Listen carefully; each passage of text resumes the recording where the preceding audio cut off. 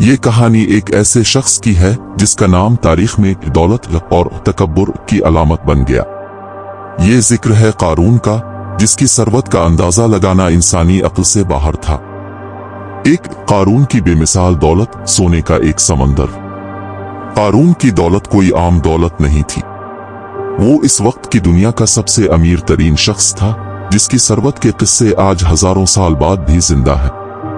खजानों की चाबियां, उसके पास इतने बड़े और इतने ज्यादा खजाने थे कि उनकी सिर्फ चाबियां उठाने के लिए 60 से 70 ताकतवर मर्दों की जरूरत पड़ती थी। ये चाबियां सोने और चांदी की नहीं बल्कि चमड़े की थीं ताकि वजन कम हो सके, लेकिन फिर भी उनकी तादाद इतनी ज्यादा थी कि एक पूरी जमात उन्हें उठाते हुए हाम जाती थी। सोने के महल और दर व दीवार, उसके महल्लात की दीवारों पर सोने की परतें चढ़ी हुई थीं।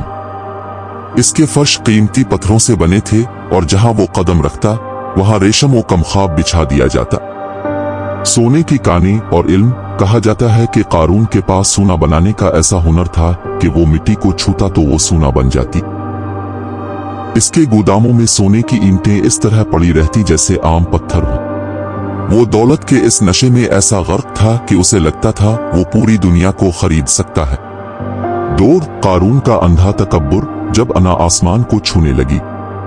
दौलत ने कारून के दिल को पत्थर बना दिया था। उसका तकब्बुर उसके लिबास, इसकी चाल और उसकी गुफ्तगू से झलकता था। शाहाना जुलूस, जब कारून अपने घर से निकलता तो 1 मील लंबा जुलूस उसके साथ होता।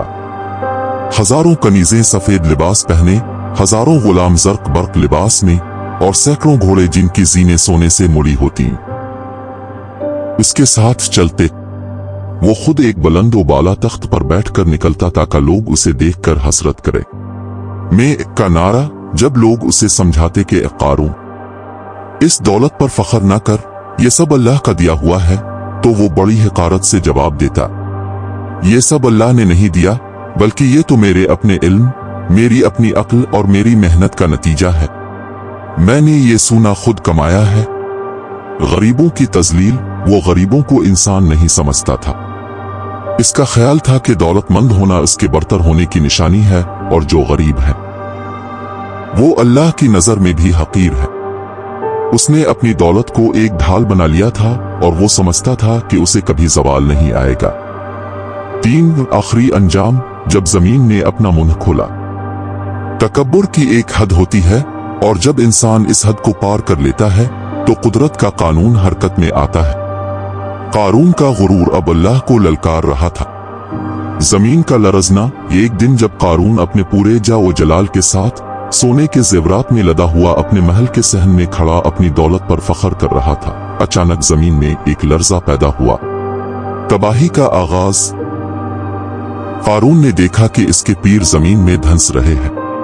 वो हंसा और समझा कि शायद ये कोई मामूली हरकत है, लेकिन देखते ही देखते वो घुटनों तक जमीन में गर्क हो गया। उसने अपने खादमों को पुकारा, अपनी दौलत को पुकारा, लेकिन इसके सोने के ढेर खामोश रहे। सब कुछ खत्म हो गया। जमीन अल्लाह के हुक्म से फटती चली गई। कारून चीखता रहा, फरियाद करता रहा, लेकिन जमीन इसे निगलती गई।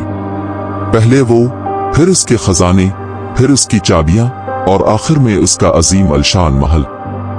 सब कुछ जमीन के अंदर दफन हो गया। सिर्फ चंद मिनटों में दुनिया का वो सबसे अमीर शख्स, जिसकी गर्दन गुरूर से झुकती नहीं थी, मिट्टी का ढेर बन चुका था। जमीन इस तरह बराबर हो गई जैसे वहां कभी कुछ था ही नहीं। हासिल कलाम। कारून की कहानी हमें यह सिखाती है कि दौलत अगर शुक्रगुजारी पैदा करे तो रहमत है, लेकिन अगर यही दौलत में और तकब्बुर पैदा कर दे तो ये वो गड़ा है जिसमें इंसान जीते जी दफन हो जाता है। कारून तो चला गया, लेकिन उसका अंजाम क़यामत तक आने वाले मगरूरों के लिए एक इबरत की निशानी बन गया।